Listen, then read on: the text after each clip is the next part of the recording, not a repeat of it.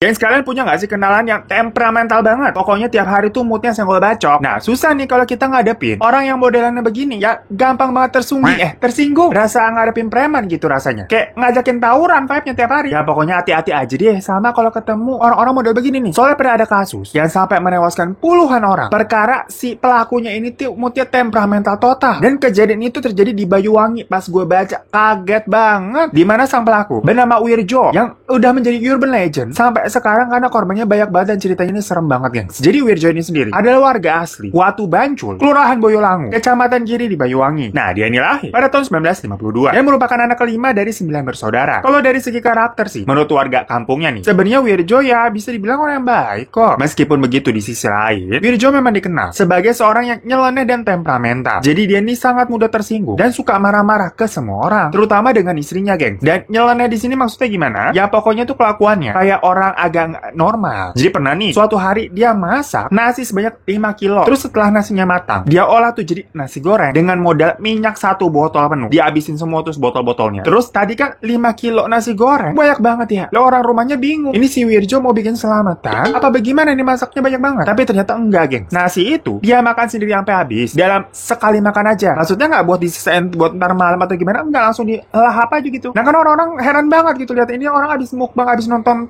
Bokuy apa bagaimana banyak banget kan, dan gara-gara makannya kebanyakan otomatis dia jadi kekenyangan dan perutnya juga jadi sakit. Terus karena si Wirjo itu ngerasa perutnya sakit ya, dia lalu inisiatif untuk pergi ke kali dan berendam di sana. Menurutnya air kali itu bisa membantu dia untuk menghilangkan rasa sakit di perutnya itu. Mohon maaf, ini kita juga nggak ada yang tahu kenapa dia punya pemikiran seperti itu dari mana dapatnya, nggak ngerti. Dan karena rasa sakit perutnya itu nggak hilang-hilang, akhirnya dia ngamuk orang-orang. Pokoknya absurd total deh, gengs. Dan ternyata kejadian Wirjo makan kayak orang gila begitu gak cuma terjadi sekali doang. By the way, ini di luar hujan, makanya gue deketin ya takut berisik. Nah, Wirjo ini itu juga pernah membuat rujak dari pepaya muda yang masih mengkal deh tuh. Lah kalau kita misalkan kayak buat rujak sendiri, itu kan ya paling sepiring doang ya. Terus makannya juga rame-rame. Nah, tapi kalau Wirjo ini lebih absurd lagi, geng. Dia membuat rujak seember penuh tuh. Terus menggunakan cabe 2 kilo cabe, tapi pepayanya cuma dipakai 2 buah. Lah apa itu konsepnya nggak challenge buat diri sendiri ya? Dan setelah jadi, dia makan rujak itu sendirian aja kayak tadi tuh. Dan berhasil dihabisin setengah ember, tapi habis itu terjadi lagi perutnya Wirjo melilit. Ya habisnya makan 2 kilogram cabai apa lu kata ya. Nah selain itu, menurut pengakuan pamannya yang bernama Sutejo, pernah nih dia sama si Wirjo itu datang ke sebuah warteg dan di sana si Wirjo ini nambah makannya sampai 5 piring. Nah kalau begitu kan kita pikirnya itu warteg emang enak makanannya atau jangan-jangan itu warteg ada penglarisnya.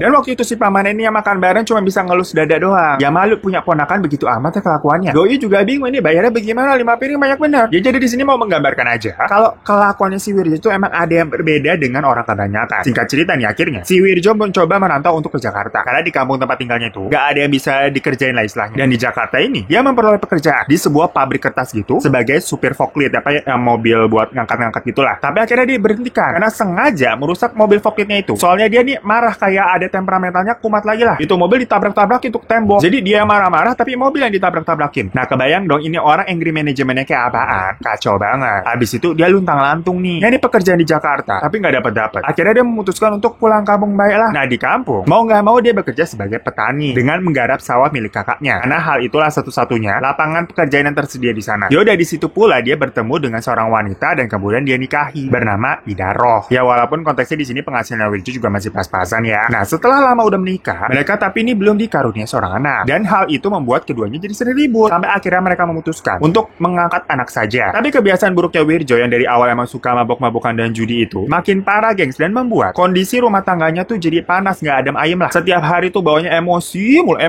mulu. Pokoknya ini sampai orang-orang di sekitarnya itu udah paham banget lah kalau nggak mau Wirjo ini harus hati-hati, harus dijaga bang. Habis sensitif banget orangnya kayak tespek. Soalnya kalau Wirjo udah marah nih, dia mah nggak bareng bulu. Soalnya dia berani menggunakan senjata tajam. Serem total pokoknya ini orang, geng. Istilahnya kayak kita ngeliat ibu-ibu kemarin tuh yang 3 biji ngamuk. Kita kan takut ya. Habisnya lu bayangin aja nih, dia pernah minta uang ke ibunya, terus nggak dikasih. Dia langsung marah, terus ngambil keris dan nyaris aja menusuk ibunya sendiri. Untung aja waktu itu ada orang rumah yang ngelerai, jadi ibunya berhasil selamat. Itu nggak gila apa namanya? Udahlah beban keluarga, lakuan yang malu-maluin orang tua, durhaka pula. Ya setan itu juga bingung mau ngapain lagi, ya udah lengkap itu orang. Nah sampai pada akhirnya tragedi pembantaian yang menggemparkan ini pun terjadi. 2 hari sebelum kejadiannya tuh, itu pada 13 April 1987, Wirjo saat itu ceritanya lagi ngasah jombretnya. Jadi jombret itu bisa dibilang senjata khas Watu Bucul lah, yang bentukannya tuh kayak mirip celurit dan fungsinya memang buat motong rumput. Ya mengingat profesi dia kan emang petani, jadi wajar aja kalau dia punya senjata tersebut. Nah saat lagi asik nih ngasah jombretnya itu, pamannya Sutejo tadi tuh nanya, kok tumben-tumben yang ngasal jombret, biasanya nggak pernah. Dan dengan santainya waktu itu Wirjo bilang kalau alat itu mau dia pakai buat jaga diri aja. Nah tapi sebenarnya pamannya Sutejo waktu itu udah agak heran nih, kan biasanya nggak pernah begitu nih anak nih. Tapi nggak mau ambil pusing lah, takut tahu-tahu si Wirjonya ngamuk. Tapi Sutejo tuh nggak pernah menyangka ternyata keadaan itu tuh justru cikal bakal malapetaka yang akan terjadi di kemudian hari. Nah esok harinya waktu istrinya Wirjo ini itu lagi nyangkul di sawah, Wirjo lagi bawa sapi dan meminta istrinya buat minggir gitu kan karena sapinya mau lewat. Nah tapi waktu itu istrinya nolak karena ngeliat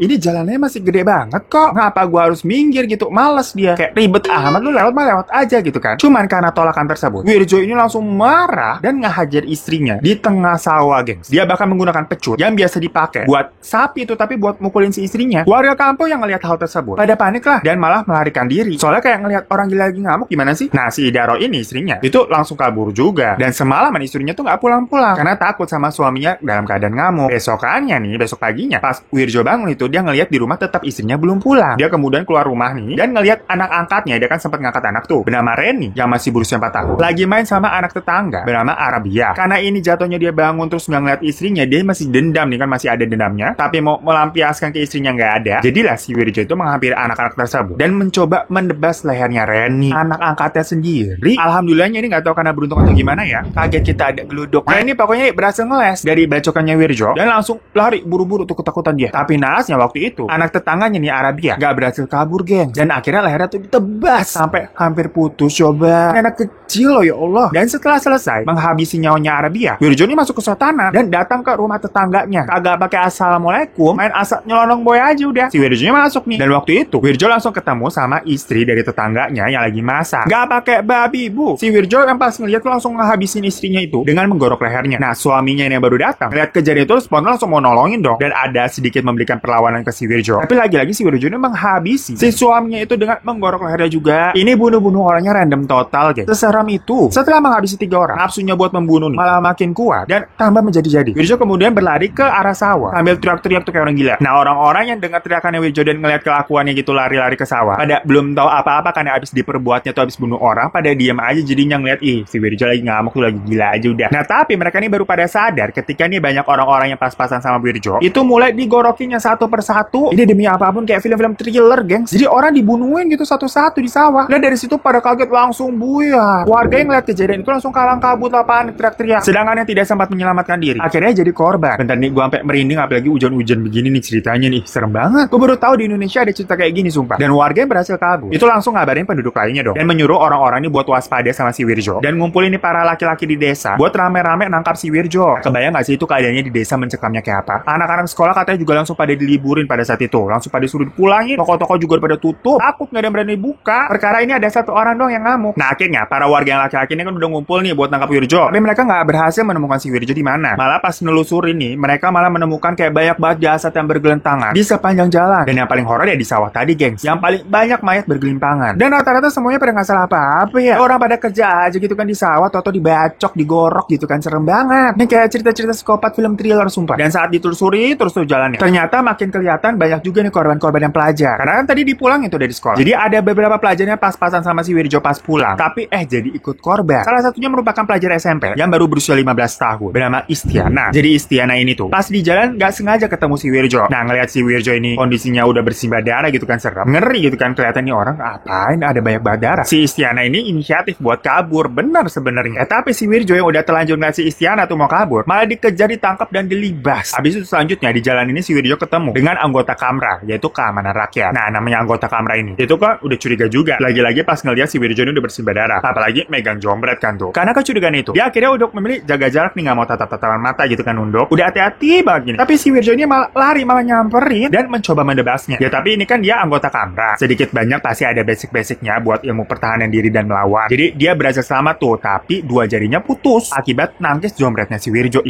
Gila banget. Pokoknya di hari itu ada 32 total korbannya, guys. 12 orang ini masih bisa diselamatkan walaupun kritis kondisinya, tapi sisanya namanya juga digorok ya, bagaimana tuh. Dan saking banyaknya korban, hari itu UGD sama kamar mayat di rumah sakit setempat langsung penuh semua. Dan warga juga masih ketakutan lah karena Wirjo ini belum ketangkap. Sampai pada malam harinya ada seorang pemanjat pohon kelapa yang ngasih laporan ke pamannya Sutejo kalau dia ngelihat Wirjo berjalan ke arah sungai. Yaudah si pamannya Sutejo ini dan warga lainnya akhirnya menelusuri menuju sungai itu, dibantu sama polisi dan TNI. Ini sampai semuanya turun deh. Akhirnya mereka benar menemukan si Wirjo. Tapi saat saat ditemukan, Wirjo keadaannya sudah tidak bernyawa, gengs. Dia meninggal karena gantung diri di tepian sungai. Lalu saat jasadnya mau diturunin, ternyata kakinya masih bergerak. Dan itu ngebuat orang-orang pada kaget kan. Dikira masih hidup, pada lari. Jangankan warga, ini polisi sama TNI juga pada kabur. Lalu bayangin deh tuh, kacau kan, ini orang udah meninggal nih, tapi masih jadi momok yang menakutkan gitu, kakinya masih gerak. Nah karena menurut orang-orang di sana, Wirjo katanya sih punya semacam apa yang bisa dibilang ilmu kebal. Jadi takutnya nih, meskipun udah gantung diri, udah mati, karena kekebalan itu tau-tau dia hidup lagi kan kagak lucu ya. Nah abis ini jadi mistis nih ceritanya dari kriminal. Ternyata setelah mendapatkan laporan dari warga, ada orang nih ngamuk-ngamuk bunuh-bunuhin orang, maksud si Wirjo. Kepolisian sebenarnya udah langsung menuju ke TKP waktu siang-siang tuh. Jadi ini munculnya bukan pas malam doang, yang ke sungai itu karena kayak telat bantu kayak polisi India. Munculnya di akhir film, kagak begitu sebenarnya, gengs. Cuman anehnya, waktu siang tuh di tengah jalan, polisinya mengalami kecelakaan sampai menelan korban jiwa juga. Jadi kayak kecelakaan mobil gitu. Terus ambulan yang menuju daerah untuk mengangkut para korban itu juga mengalami kecelakaan. Jadi rewel banget, ini aneh banget. Dan ternyata waktu Wirjo ini membunuh anak kecil yang namanya Arabia, orang pertama yang dia bunuh tuh, si Wirjo ini ada adegan meminum darahnya Arabia, geng. Nah loh, ngapain coba minum darah segala dikata Edward Cullen? Makanya banyak masyarakat yang percaya kalau Wirjo ini beneran dirasukin setan atau ngilmu lah, jadinya bisa kebeling setan kayak begitu. Nah selain itu, setelah kejadian ini, menurut kesaksian para saudaranya, si Wirjo ini ternyata melakukan puasa selama 40 hari sebelum hari pembantaian itu, gengs. Makanya orang-orang tuh curiga kalau peristiwa banjir darah ini bukan semata-mata dipicu dari pertengkaran Wirjo sama si sang istri aja, tapi juga memang adanya hal-hal mistis. Sejak saat itu, nama Wirjo jadi melekat banget dan bahkan menjadi urban legend yang biasa disebut dengan Wirjo, sang penjaga